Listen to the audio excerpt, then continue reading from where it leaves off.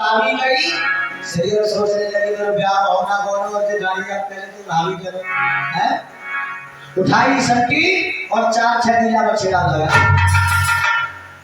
नीला बछड़ा के लोग भाभी कोई बात नहीं अरे 4-6 लगाएंगे 4-6 और मान लो पर रिश्ता तो देवर भाभी को और कही जाएगी कहीं तो भाभी जाएगी सीरियल कहने लगी ये बता तेरा चढ़ता कहाँ है क्या मेरा चढ़ता तुम्हारे खसखस वाले में सो रहा है अच्छा बाकी इतनी हिम्मत है कि खसखस बंगला तक पहुंच गो सीरियल भागी और भागते के खसखस बंगला पर पहुंची और जैसे ही खसखस बंगला पर पहुंची भैया जाहरवीर की सूरत देखी सीरियल ने तो सपने वाली बात याद आ गई कि इसने मेरे साथ में सपने में 3.5 बार डाले थे सीरियल ने सोची या जगाओ जगाओ पता नहीं कैसे करेगा है कि दिल तो कहता है कि दिल तो कहता है और बात जाते कर लो दिल तो कहता है कि बात जाते कर लो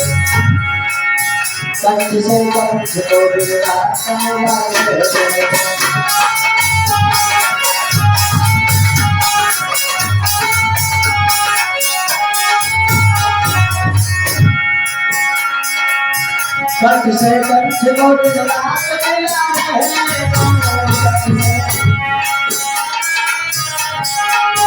कंठ से कंठ को दिल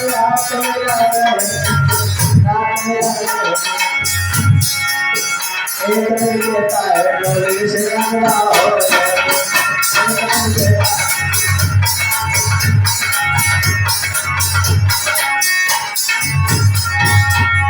एक दिल कहता है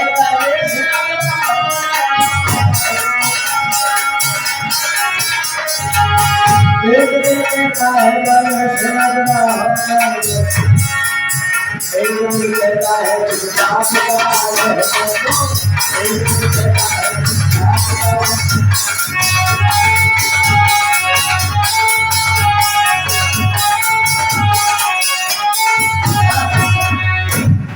रानी सीरियल सोचने लगी जगाओ या ना जगाओ छोड़ो सो गए तो भैया उनमें एक चतुरंगी सखी थी चतुर भसिया वो नायवानी और जाहरवीर को जगा लिया और जाहरवीर को जगा लिया जाहरवीर उठ करके बैठे और जैसे ही सीरियल की तरफ देखा तो जाहरवीर महाराज देखते ही रह गए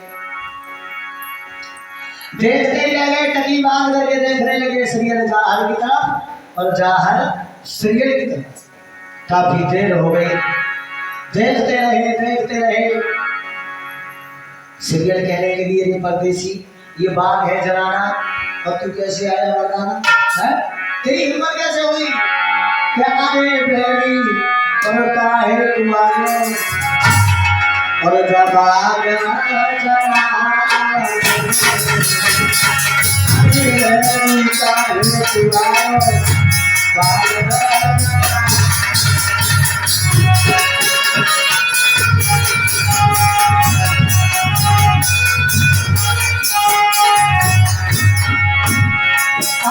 तेरी रकत लिखाए अरे तेरी रकत लिखाए और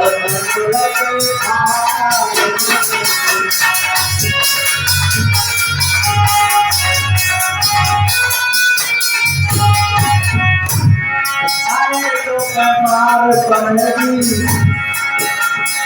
अरे तो कमार पड़ेगी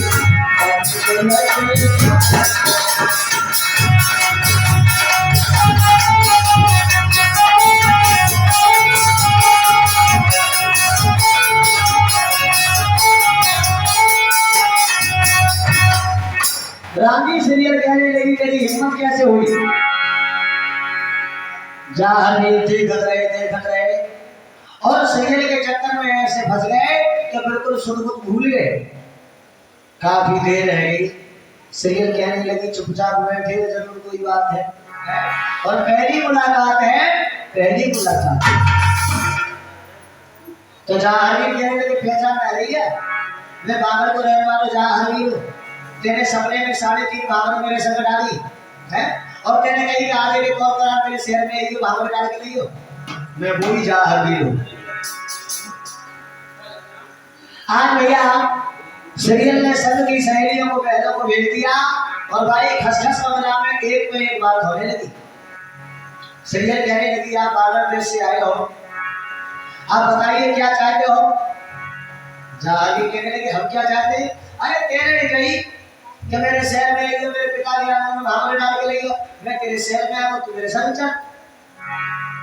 सीरियल कहने लगी कैसे नहीं, एक काम करो वो तो सपने वाली बात थी, सपने की रही। अब यहाँ दोबारा 54 साल होने दो, दोबारा 54 साल खेलो।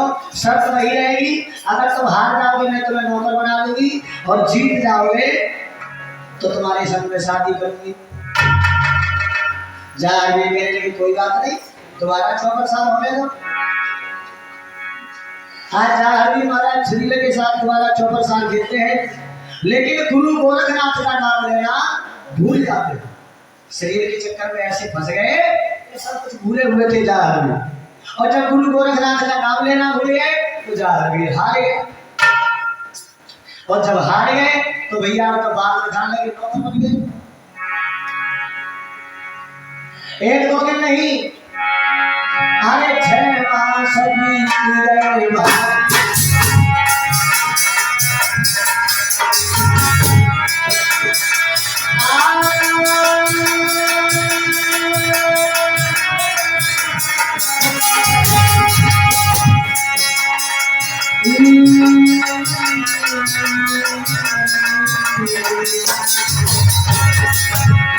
अरे 6 मास बीत गए भाई, अब हिंदू याद सताई।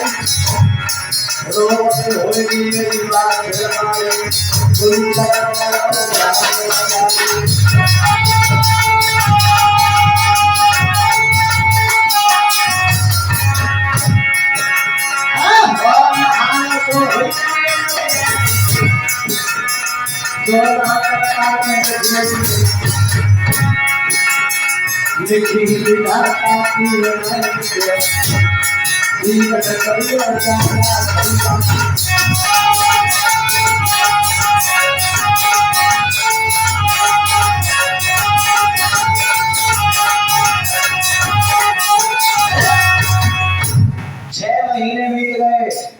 बाबा जाहरवी को अपने वतन की याद आने लगी।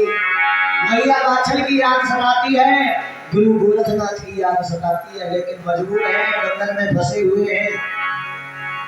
तो जाहरवी महाराज बाबा गोरखनाथ की याद करने लगी। बाबा अरे किसी तरह से आकर के इस लड़की के बंधन से मुझे मुक्त कराओ। भैया बाबा गोरखनाथ वहां पहुंचे, बाबा गोरखनाथ के पैर पकड़ लिए जाहरवी महाराज ने, क्षमा करना मेरे लिए क्योंकि मैं सब कुछ भूल गया इस लड़की के चक्कर में। अब तुम इस बंधन से मुझे कैसे मुक्त कराओ। बाबा गोरखनाथ कहने लगे कोई बात नहीं बेटा, अरे गलतियां इंसानों से ही होती हैं। इधर श्रीयल को पता चला कि गुरु गोरखनाथ बाग में आए तो श्रीयल ने अपने गुरु जालंधरनाथ की बुलवा ली। श्रीयल के गुरु थे जालंधरनाथ, जालंधरनाथ को बाग में बुलवा लिया।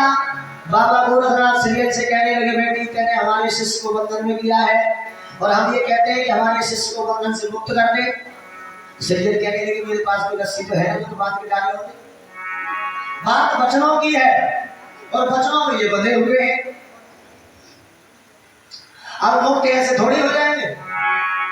अगर तुम्हें मुक्त कराने हैं फिर से 54 साल झिलवाओ, शर्त फिर भी वही रहेगी। अगर ये हार जाएंगे तो नौकर बनाऊंगी और जीत जाएंगे तो मैं इनके साथ में शादी करूंगी। आज भैया बाबा गोरखनाथ और जालंधर के बीच जाहरवी और श्रीयल 54 साल खेल, और जब 54 साल खेलते हैं तो बाबा गोरखनाथ की ऐसी कृपा कहते हैं कि जहाँ पे कृपा गुरु की हुई और जहाँ पे कृपा करे सब कोई। जाहरवी महाराज जीत जाते हैं और जब जीत जाते हैं सीरियल हाथ जोड़ करके खड़ी हो गई। जहां कहने लगी अब यहीं पर भावना डालो और मेरे संग चलो। आरे गोरखनाथ और जालंधर हरे दीनो कथमंधर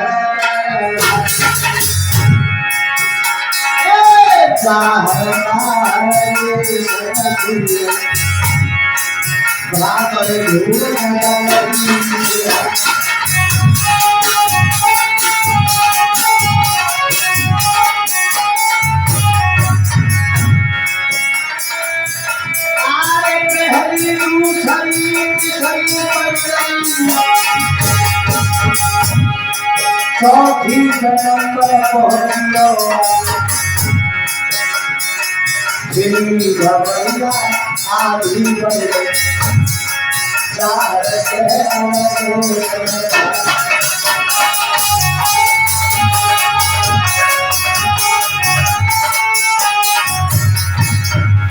घर से आधी भागने पड़े और आधी भागने पड़ गई। खड़े हो गए। सैयद कहने लगी क्या बात है, आधी भागने पड़ से आधी हो आधी कहने लगी नहीं, आधी भागने तू मेरे आंगन में डाल गई, आधी मेरे तेरे बाग में डाले। अब ये बात पूरी ना भई है। आधी भागने अरे पानी के मत जात पिता के तुम्हारे सोई हाथ जोड़ के सिया लोरी नारी बबला मो पर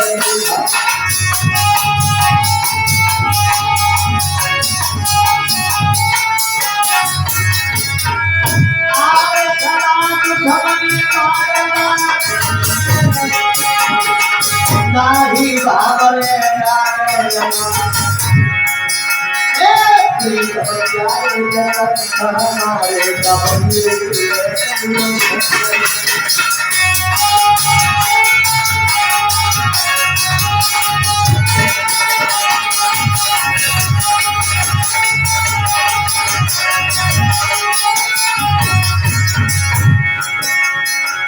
अरे माई के लियो संभाल के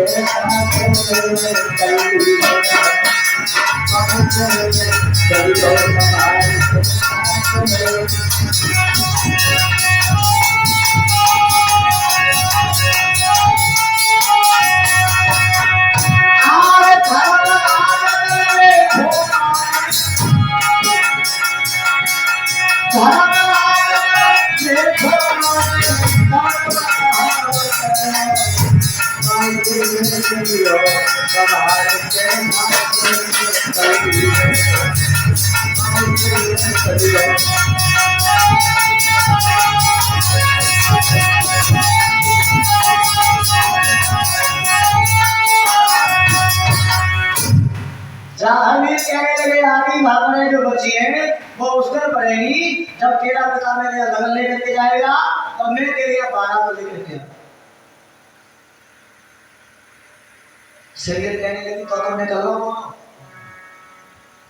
अरे तुम्हें पता नहीं मेरे पिता की दुश्मनी चली आ रही है बांग्लादेश से, वो कभी भी अपने सामने शादी तुम्हारे साथ में नहीं करेगा, इसलिए एक काम करो यहीं से ले चलो, ज्यादा करो अपनी कैरेट में चलेगी भाग में डाल लेगी। जा हबीर कहने लगी नहीं मैं छत्री हूँ और छत्री के लिए शोभा नहीं देता, मैं गांव में जाऊंगा मेरा विवाह कहने कहीं से भगा के लाया है, ऐसे नहीं इज्जत के साथ में शादी करके ले जाओ।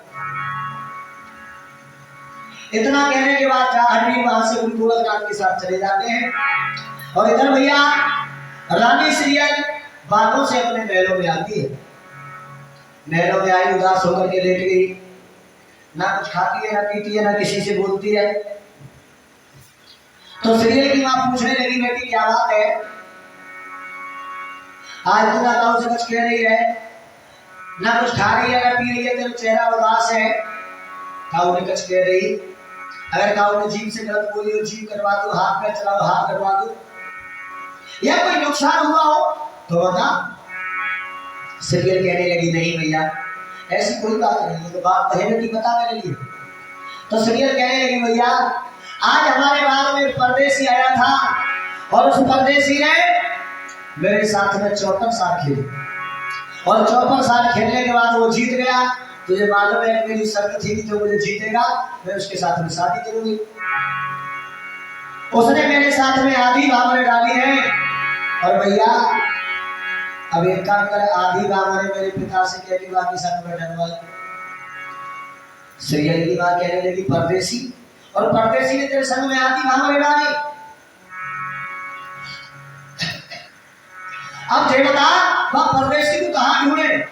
परदेसी तो परदेसी है। अरे बात है गांव शहर को बतौना है, परिवार खानदान को बतौना है, माँ बाप के नाम को बतौना है, कहाँ भागते फिरेंगे? बात रही शादी की, तेरी शादी कोई अच्छा घर में ढूंढ के शादी करा देंगे कि नहीं भैया? कैसी में चाहत हार नहीं जो आज होने के लिए औरत चाहो और फेंक के रहने निकाल दूं जो और की ओरी करने निकाल उनके सिवा में किसी दूसरे को नहीं चाहोगे। सीरियल की मां कहने लगी बेटी तो ये बता कि उसको कहाँ का रहने वाला है? अरे बागर प्राप्त में और जीवन सील को भैया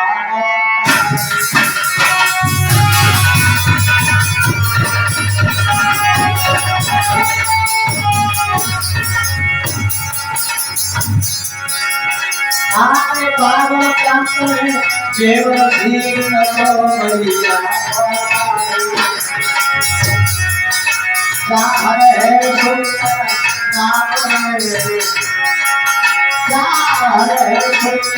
नाम है बात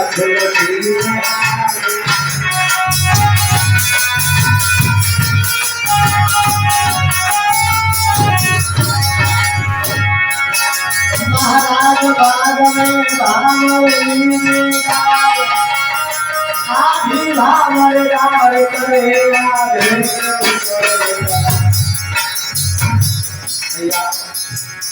आधी भावर मेरे सर में डाल के आगे कौन लगा करेंगे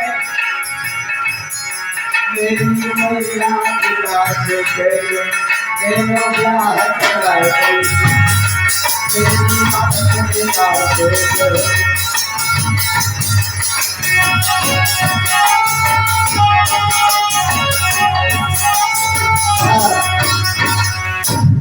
आज भैया सीरियल कहने लगी बागर प्राप्त का रहने वाला है, जाहनवी सुंदर नाम है, जीवन सिंह का पुत्र है, बादशाह उसकी मां है और भैया देखने में भी सुंदर है। सीरियल की मां कहने लगी बागर प्राप्त तुम्हारे भाई बागर से दुश्मनी चली आ रही है, जब घोड़े मत करने लगते बाग में सुनवाई नहीं तो तुम राजा को फांसी लगवा दे। तब तक भैया राजा संजय सिंह महलों में आ जाता है और जब संजय सिंह महलों में आए कहने लगी माँ बेटी कैसी आपस में बातचीत कर रही हो, क्या बात है? सीरियल की माँ कहने लगी महाराज तुम तो राजकाज में लगे रहते हो, तुम्हें तो कोई चिंता ही ना है। तुम्हारी बेटी शादी के योग्य है लेकिन तुम्हें अपनी बेटी की कोई चिंता नहीं है और माँ के लिए बेटी की बहुत चिंता होती है।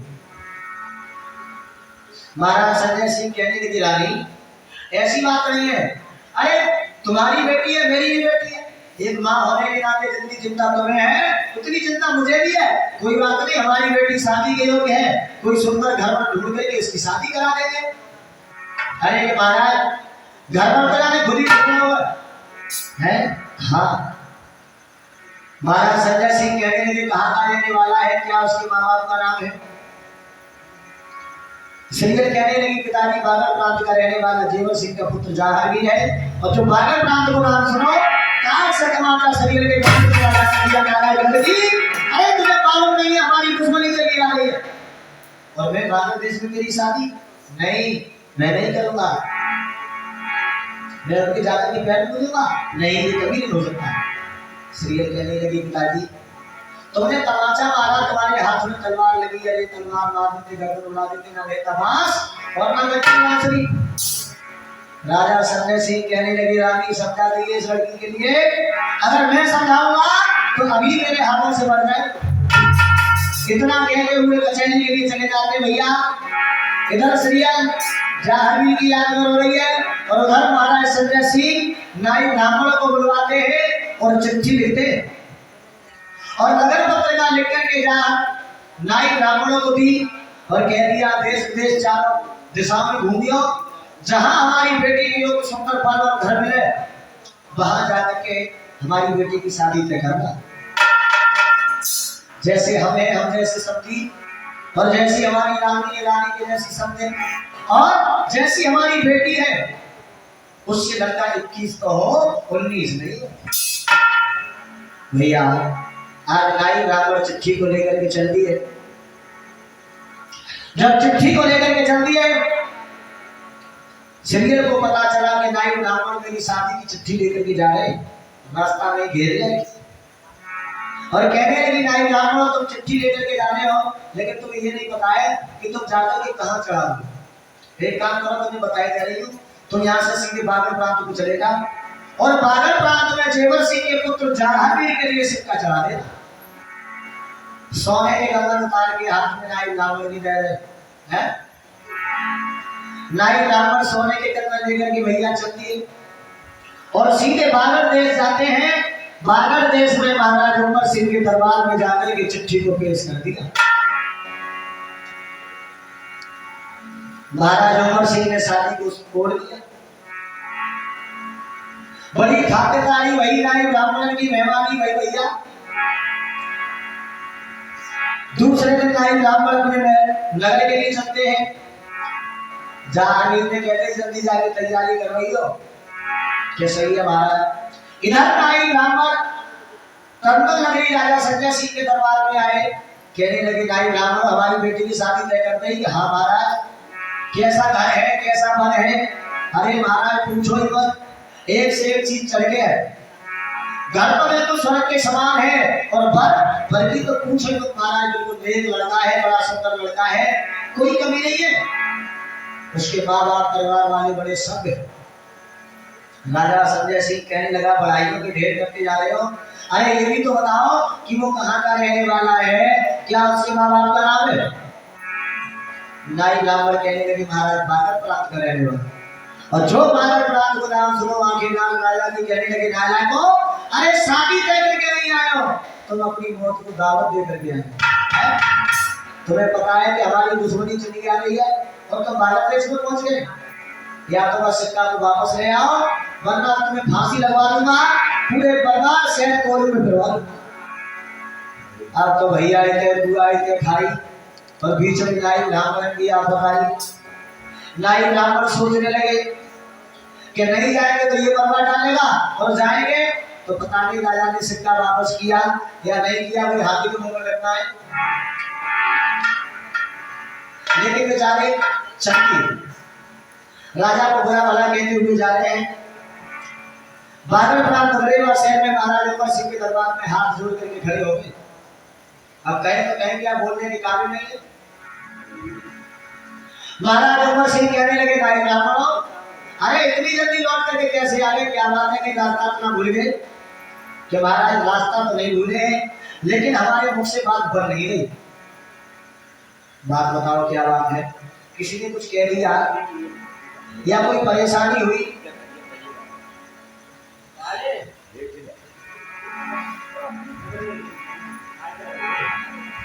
तो भैया नाई ब्राह्मण कहने लगे महाराज हमारे राजा ने चिट्ठी को वापस मंगाया और अगर आप चिट्ठी वापस कर दोगे तो आपकी अति कृपा होगी और चिट्ठी को वापस नहीं किया तो हम तो समझ में गए, हमें तो फांसी लग जाएगी।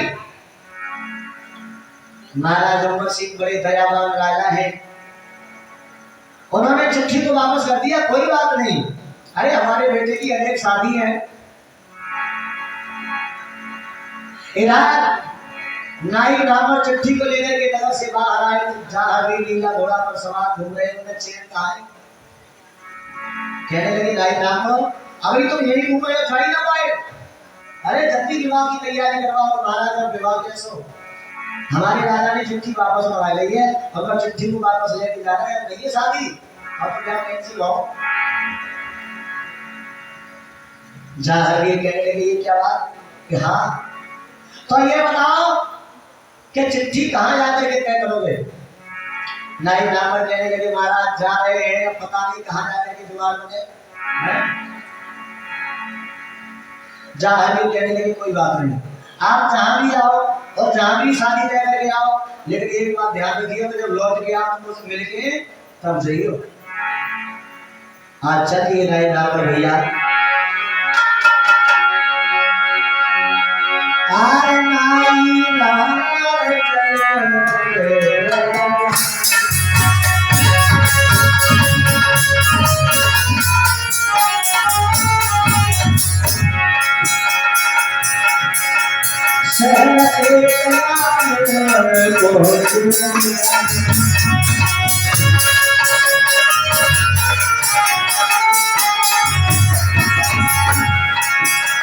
महाराज वहाँ पे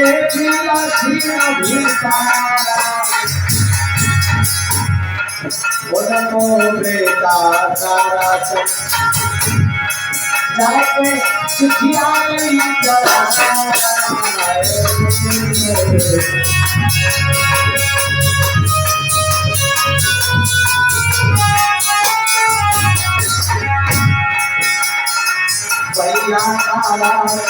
को शादी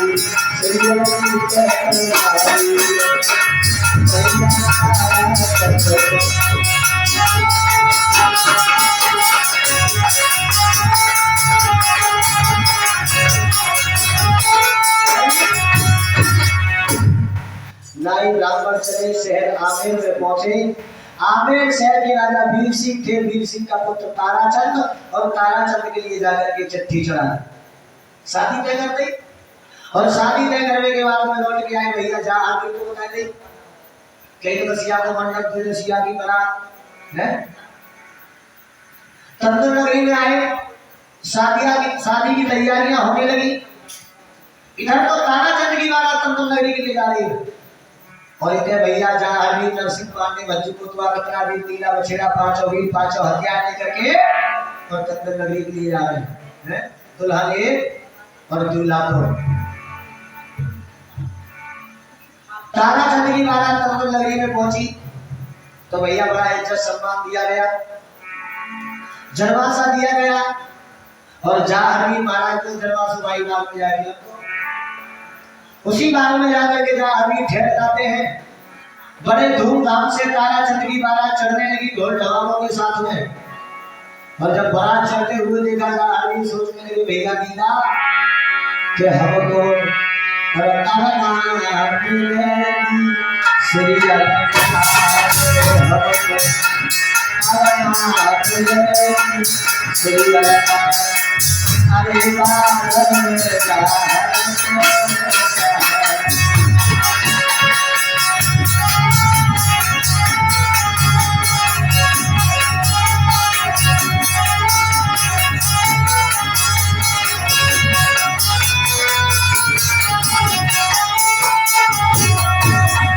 भैया नीला अब ऐसी लग रही है कि सैयद तो गई। अब तुम्हारी बस की बात नहीं भाई, जा आदमी की धूमधाम से बड़ा चढ़ रही है वो तो ले जाए शादी करके।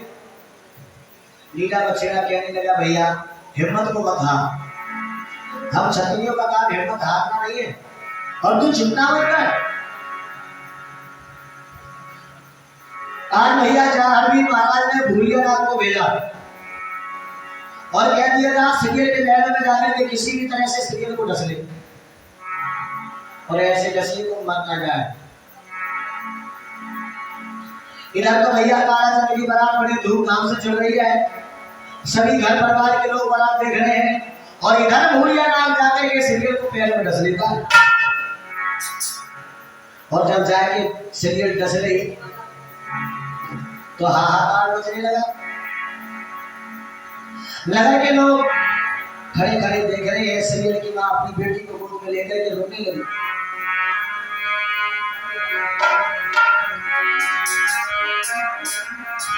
आज मैं बिटिया को